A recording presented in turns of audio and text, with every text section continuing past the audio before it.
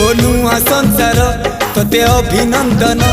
तो चल बाटरे झरफुल चंदन तो चल बाटरे झरफुल चंदन समयर चक्का भौरी घुरे घुरे फुले कांदनालो चढ़ीबु तू फूल सवारी धीरे धीरे फुले कांदनालो बाहागर सुख परा विधाता देइछि तोते विरह वेदना सबु सहिबाकु हबा मते